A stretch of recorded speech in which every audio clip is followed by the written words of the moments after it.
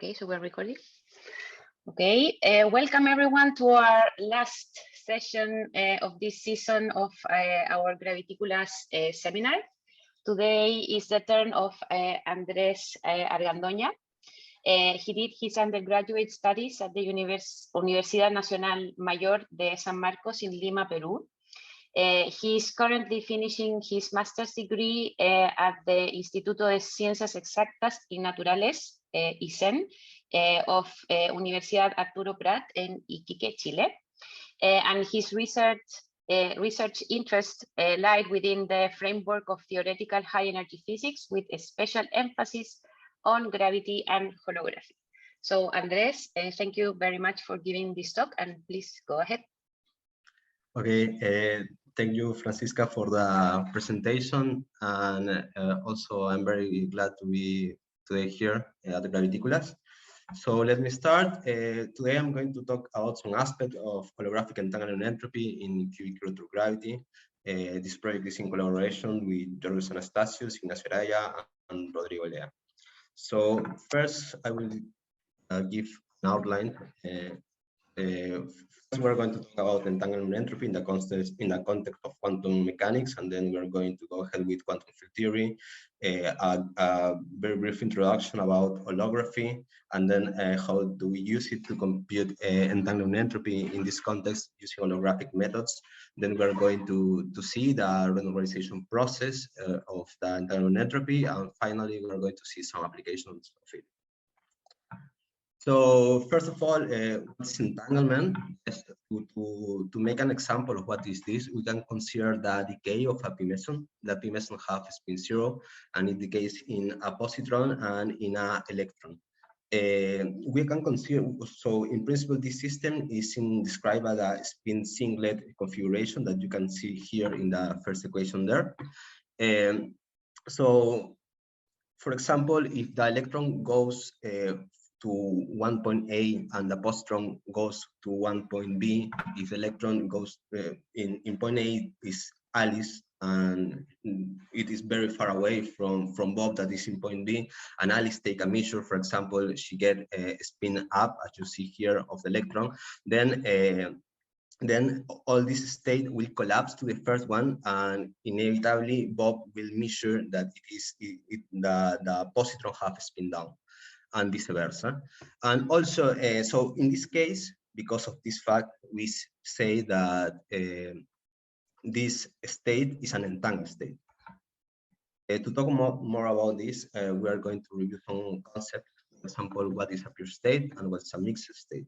So a pure state is when we have a quantum system that can be only described but only using one ket, and it have density matrix associated that it is here. We compute expectation values of observables as you can see in this way for the pure state case. And for a mixed state is when we have a quantum system that cannot describe only using one ket, and we have to use a set of kets to describe it. So in this case, the density matrix will have this form with a probabilistic way of P1, and the expectation values of observables there can be computed by taking the trace of rho O. In this case, O is the observables that we are interested in. So after this, we can obtain a reduced density matrix. So we start by saying that we are working in a pure state that belongs to a total Hilbert space, and we divide this total Hilbert space in two, in region A and its complement. And we say that the total space is expressed as a tensor product of HA and HB. Then obtaining the reduced density matrix is like making a partial trace over the degrees of freedom of B of the total density matrix, and there we obtain the reduced density matrix. Why is this important? In principle, an observer that is in region A, and we have, for example, we have a complete set of committed observers in that region, defined in that region. So this observer we see will see that the total system is described only using this reduced density matrix. So every expectation value of an observable could be computed only in defining that region could be computed only using the reduced density matrix rho dA. So okay, so what is how do we relate this with entanglement? So we find first a measure that is the von Neumann entropy. We're going to see that the von Neumann entropy, if we apply it to this reduced density matrix, then we are going to obtain the entanglement entropy. So as we have said before, we start with a pure state. The more general form that we can express a pure state is in this form, where Cij is just a coefficient matrix. I and J are the basis of the Hilbert space A and the Hilbert space B. And then the von Neumann entropy for the reduced density matrix is defined as in this equation. Yes. So what does this measures? For example, if we assume that this coefficient matrix can be separated in two, like it is in this expression, this means that the initial pure state can be expressed as a tensor product of one ket belong to the Hilbert space A and one case that belongs to a Hilbert space B. So after taking the partial trace over the degrees of freedom of B, what we are going to obtain is a reduced density matrix that describes a pure state. And if we try to compute the von Neumann entropy of it, we will obtain 0. So for a separate state, we obtain the von Neumann entropy 0. In the other hand, if we cannot do that, if this density, if this coefficient matrix cannot be separated in this way, then after taking the trace, the partial trace, we are going to obtain a reduced density matrix that belongs to a mixed state, and therefore we are not going to obtain. We are going to obtain a different value than 0 for the von Neumann entropy. So in principle, the von Neumann entropy for this reduced density matrix measures how a given pure state differs from a separable state. Yeah, so it is in other words, it is a measure of entanglement. So in this form, it is expressed as the Schmidt decomposition way. Another measure of entanglement is the range entropy, and we're going to use this in the next session to obtain the entanglement entropy from it. Just taking the limit when n goes to 1. So the range entropy is defined with an n parameter, a range parameter, and we take the limit when n is 1. We recovers the entanglement entropy. So now we are going to see a generalization for quantum field theory. So in quantum field theory, using the Euclidean path integral formalism, we are going to express the wave function of the pure ground state and its conjugate as in this first, as in these two equations here.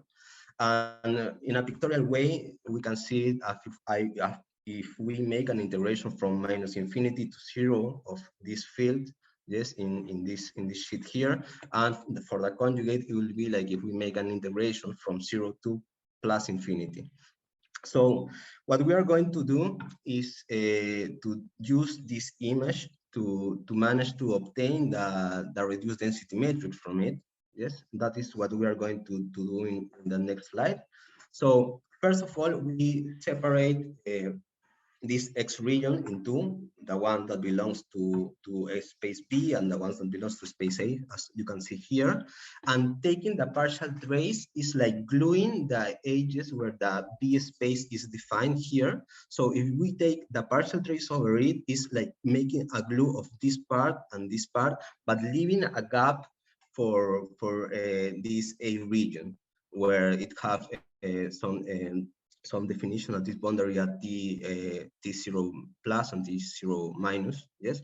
So after we make that base, we are living with like the integration of the fields over all the space-time, but with this gap that belongs to the region A.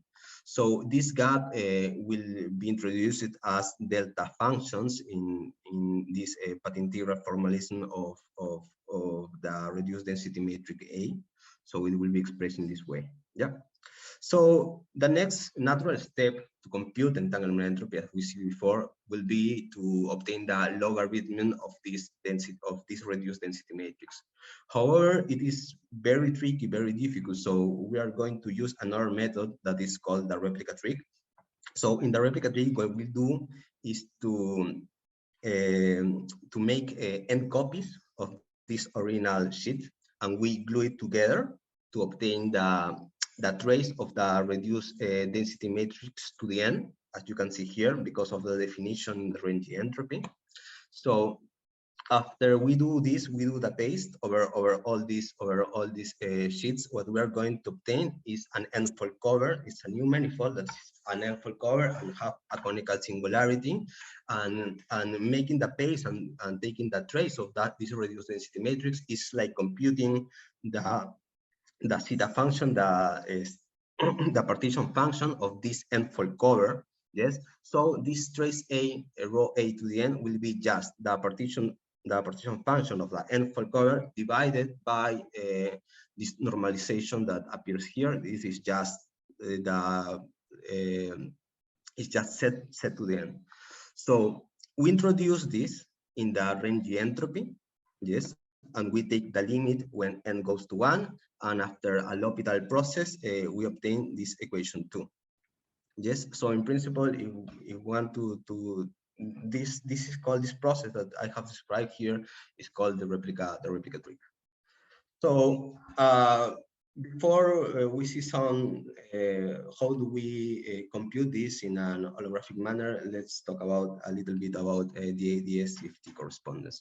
So the ADS CFT correspondence is a conjecture that says that a string theory in an asymptotic ADS spacetimes have as a dual theory a conformal field theory. If the ADS spacetimes live in d dimensions, the CFT is like in its boundary in 1 dimension lower. There is also the weak-strong duality, that weak coupled theories in ADS belongs to strong theories in the CFT. Also, there is if we have infrared divergence in the bulk space, it will belongs to ultraviolet divergence in the CFT. Also, bulk fields are related to operators in the CFT, and the values of these bulk fields in the boundary of the manifolds will correspond to sources in the CFT. Okay, so the principal statement of the AD-CFT correspondence is this one that is called the JKPW relation, that tell us that the partition function of this string theory in ADS t plus 1 is equal to the partition function in the CFT of 1 dimension lower. So if we take the saddle point approximation, meaning that we are going to work in the classical limit, then the partition function of the CFT will be this expression here will be the exponential of the Euclidean gravitational action. Yes. So in principle, we can use the renormalized gravitational action to compute correlator functions in the CFT, as you can see here, where the energy momentum tensor of the CFT is computed by using the information in the bulk. So after seeing this, we're going to talk about a little bit about anti-de Sitter spacetime. Well, anti-de Sitter spacetime is we obtain it by embedding a d-dimensional hypersurface in a higher flat spacetime, just as you can see here. It's like immersing an hyperboloid in a space that have like two time coordinate directions, yes. And one set of coordinates that where we are going to work is the Poincare patch. The Poincare patch is given in this way, where the conformal boundary is located in set equals 0, where this set is in the literature is usually referred as the holographic coordinate, and at set constants, what we're going to have are just Minkowski spacetimes. So this is the setup that we're going to use to enhance our holographic entanglement entropy. I don't know if you remember that I have said that we make a paste or an end sheet, and we obtain an full cover. So what we are going to do is to this n-fold cover have a dual in the bulk, and this dual in the bulk will be denoted by this Vn, where the boundary of this Vn is just the original n-fold cover. In principle, this n-fold cover has a theta n symmetry because we can define, for example, a modular angular coordinate. And if we go a shift from 2 pi and 2 pi and 2 pi, we are going to have this symmetry because we are going from one sheet to another sheet and so on. So this have this theta n symmetry in this tau coordinate. And what we are going to say is that this theta n symmetry and also this tau coordinate extends to the bulk, yes, allowing that the bulks have also preserved also this theta n symmetry. So what we like to do now is to obtain the entanglement entropy of region A, yes, but using information from the bulk. So first of all, we have to induce an orbifold here, as it expressed in this way by taking the quotient product of the n-fold cover of the dual spacetime, and what it does is so we have here, you have this A region, yeah, that we are interested of obtaining the entanglement entropy.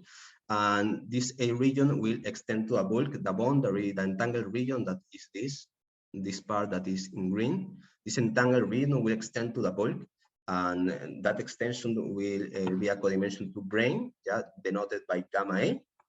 And after doing the construction of this orbifold, this gamma A will have a definite angle, as you can see here. Okay, so after this, what we are going to do is to use the JKPW relation that we have mentioned before to obtain an expression for the entanglement entropy using just the bulk information. So after using the JKPW relation, this logarithm of zeta of z in the n-fold cover will be just the action, the Euclidean action of the dual n cover of the bulk. Yes, and this is just the original bulk. We use this bulk per replica action. So after we induce this orbifold, we say that the action in this orbifold will be the action of the n-fold cover over n. Yes, and we use this. We plug this equation in this equation here. That is where we have used the replica trick. And finally, we obtain an expression for computing the entanglement entropy for a general gravitational, for a CFT dual to a general gravitational theory. Yes. So in principle, this is called the generalized gravitational entropy. It was a work from Leibniz and Maldacena. They obtained this expression. So now what we are going to do is to test this prescription in the case that our dual theory is an Einstein-Hilbert theory.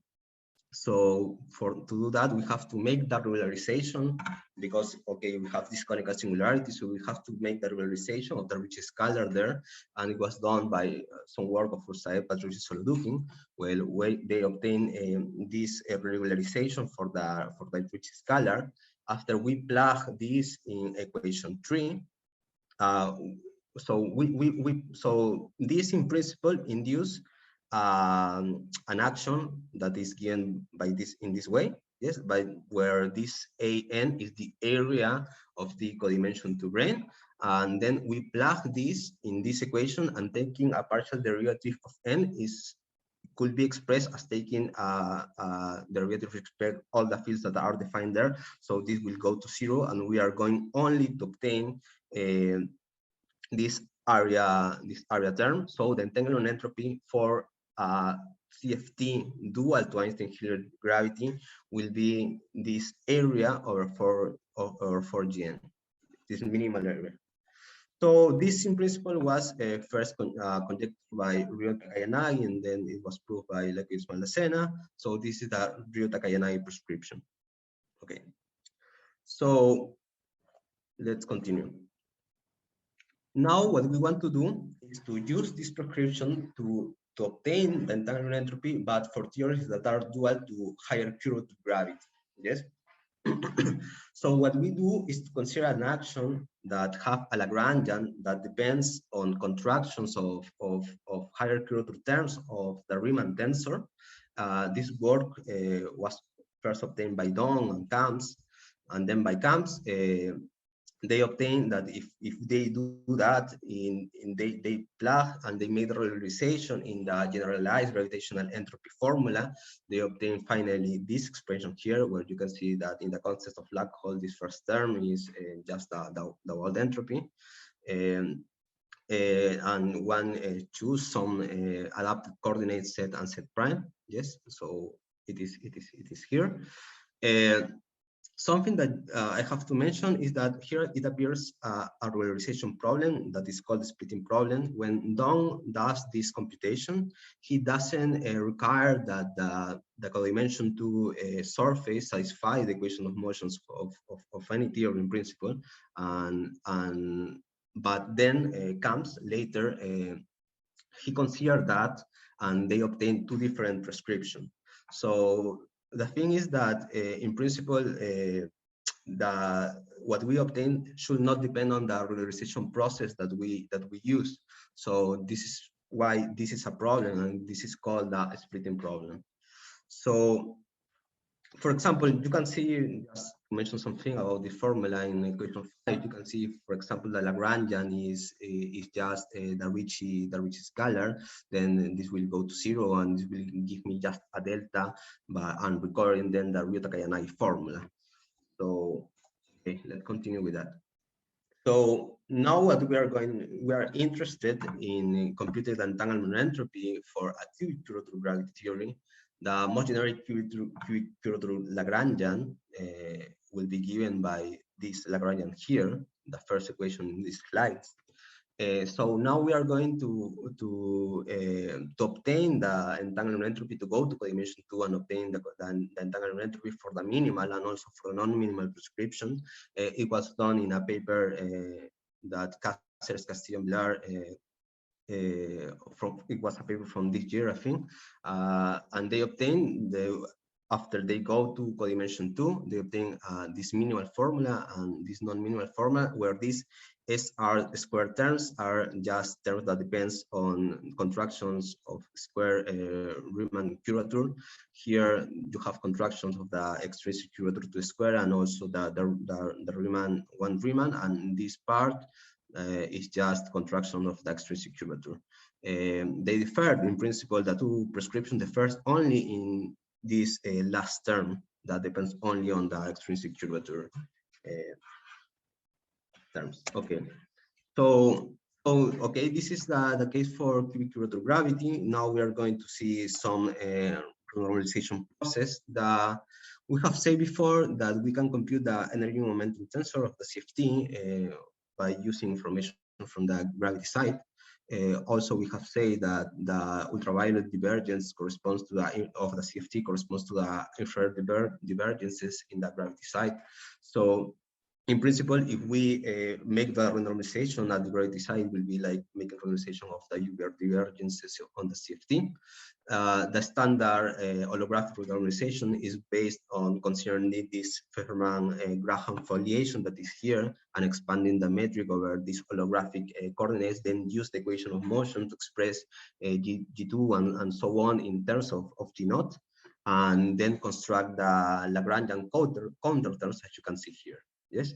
So the problem of this prescription is that for there is not a compact expression for any dimension. Yes, you have to evaluate it in the dimensions you have. So there is no compact expression. So we are going to use another method, and that is called the Kountertems with K, that is based on extrinsic curvatures, on the extrinsic curvatures of the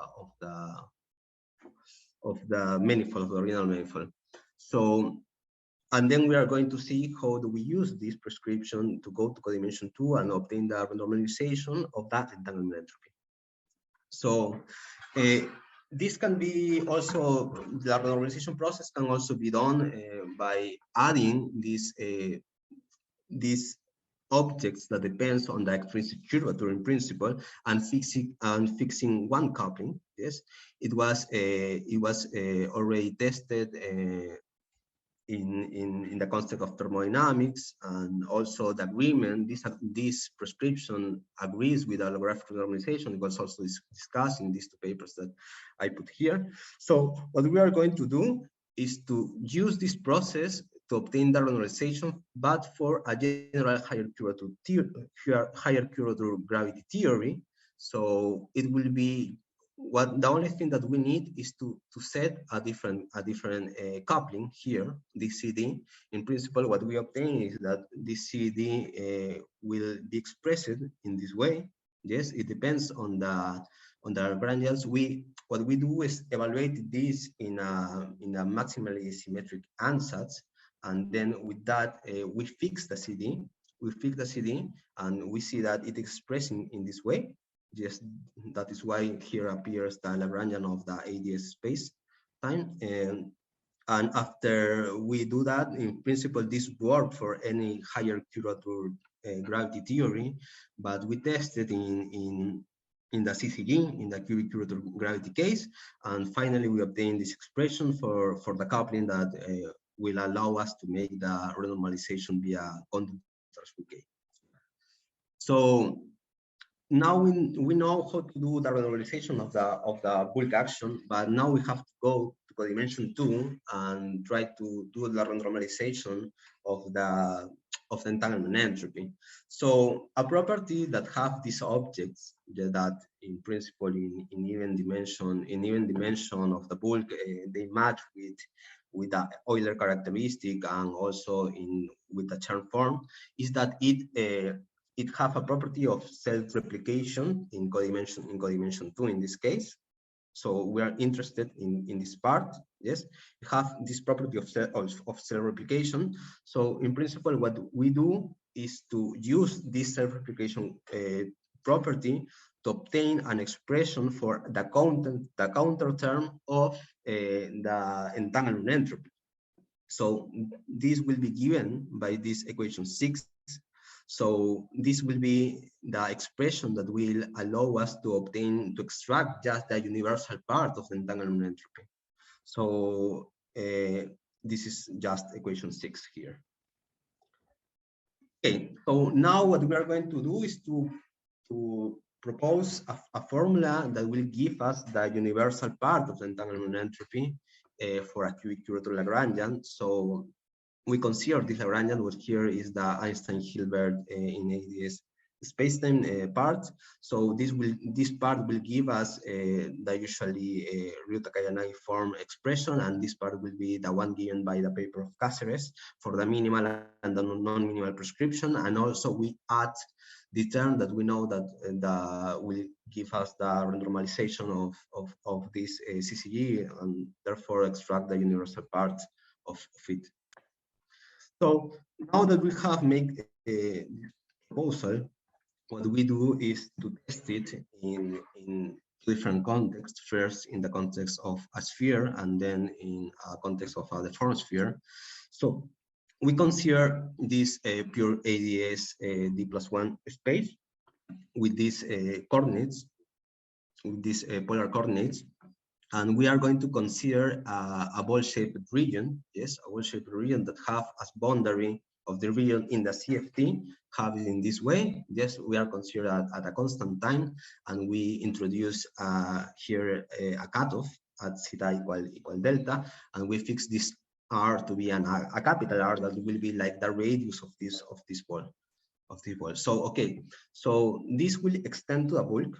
This will extend to a bulk, and after obtaining the minimal surface, this will be just this equation. So what we do in principle to obtain this is to consider that in the bulk, the function, the embedding that will describe this sigma will be just a function of theta and a function of r. And after plugging in the equation of motion, we obtain that to be that psi phi, you have to have this form. Yes. So So we do that, and now we compute the induced metric and the normals, and with all these ingredients, what we're going to do is to obtain all the components that we need to express the entanglement entropy. So in the case of the ball-shaped region, we know that the extrinsic curvature is 0, and that's why these three terms here are going to go to 0, and therefore the minimal and the non-minimal prescription will be the same just for this ball-shaped region in this case. So after plugging this, okay, the only term that is not going to vanish is the R² term in the entanglement entropy that it will be given by this equation after the computation of it. We plug it in the proposal that we give, and we can see that a proper normalization of the entanglement entropy is achieved. Yes. Just to make a schematic example, we consider here this is the replica part. This is the part that is coming from this R², the order terms are 0, and here is the renormalization, the part that corresponds to the counterterm. Yes, and finally it will be expressed in this way because this is a constant, so it goes out from the integral, and we have this AD. Yes, this AD that in principle it appears in the coupling of making this renormalization process, and we can express it in this way. And this part in the literature is known as the universal area. Yes. So the renormalization is consistently achieved. You can explicitly show this. Yes. Okay. So now we are going to consider a different example. Yes. We are considering the entanglement entropy of a deformed sphere. Yes. So we are going to work in four-dimensional space-time.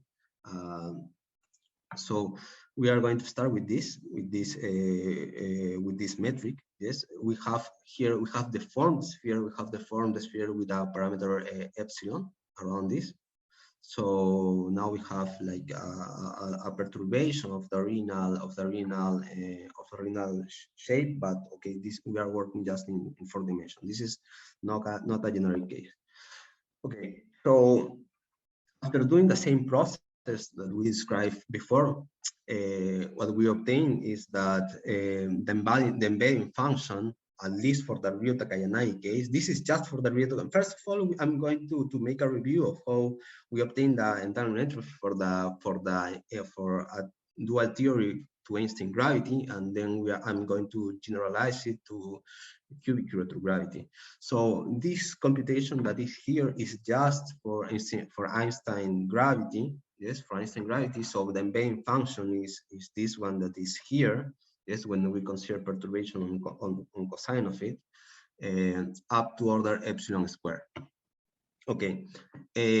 After isolating the universal part, after making this renormalization process, what we obtain is the universal part will be obtained this by these final equations. Okay. We know from the say studies and all of that the second term, the term that corresponds to epsilon to the 4, should be proportional to the CT charge that is the coefficient that appears when we are computed the 2-point function of the stress tensor in the CFT. So this term will be proportional to it. And in fact, we know from the CFT side, that the CT is this value, and also the T4 that will be a term proportional to the correlation 4-point function will go to 0. These are CFT results. We know from this that the first term will be proportional to CT, and the other term should also be proportional to the CT because the T4 in this case is 0. Yeah.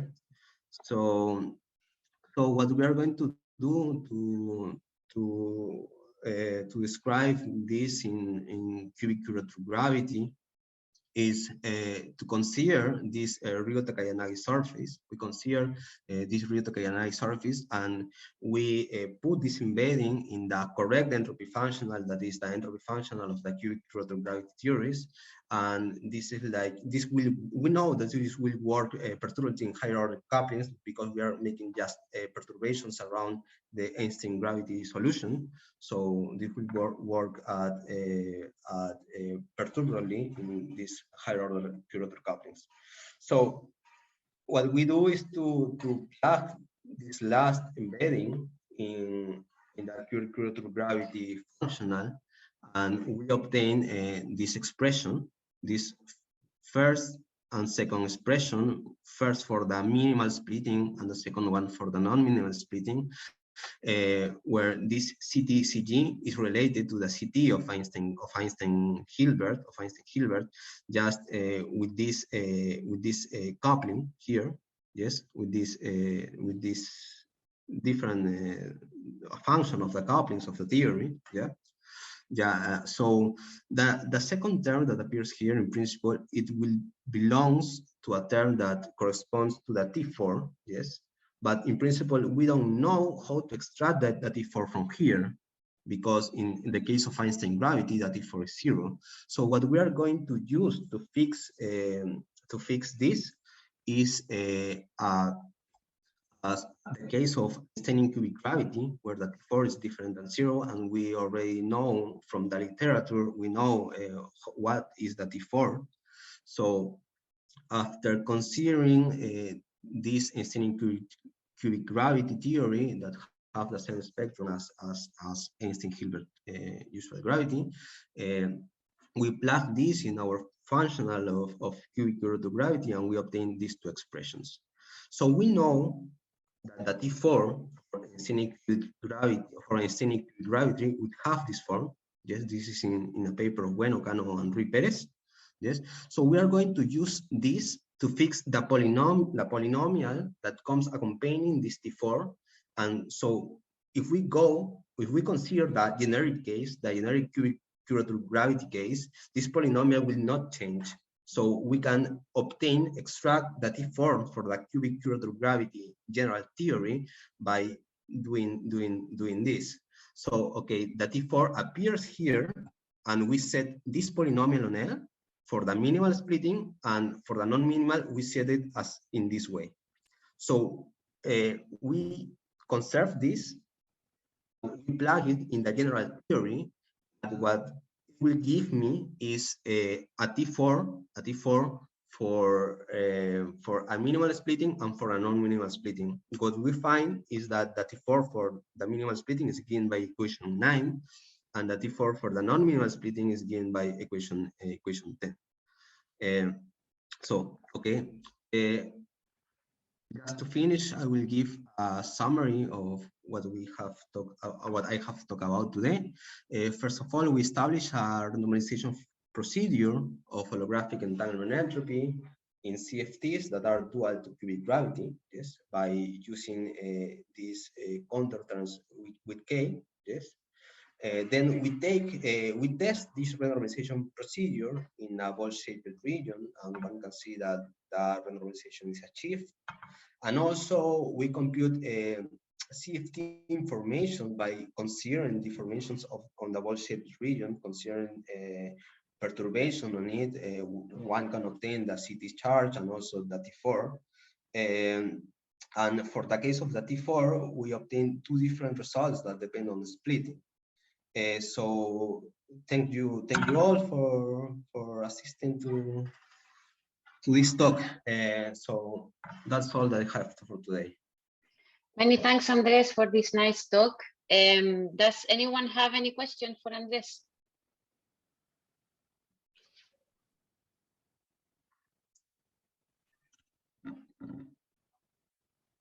Okay, so while people is thinking, I just have a very general question. I failed to see if this is work that you have already published, or the plans are to publish it.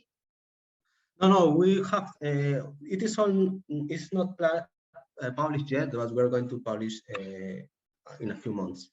Yeah. Okay, and you're missing some steps or future steps, or? No, all the computations are done in principle. Okay, yes. Perfect. And do you know, do you have any further studies that you would like to do after this? Well, this is like, okay, there are like a sequence of papers that involves doing the renormalization of entanglement entropy in higher curvature theories. And I think that kind of studies will finish with this curvature gravity setup, because we have obtained a lot of things. So now I'm planning to go to study different things about that. So this will be like the end of a sequence of papers that George Anastasios and Ignacio Araya and Rodrigo Olea have been working in about entanglement entropy in higher curvature theories. Okay, I don't want to speak for them, but I think that was the plan. It's fine. So anyone else have any question for Andres?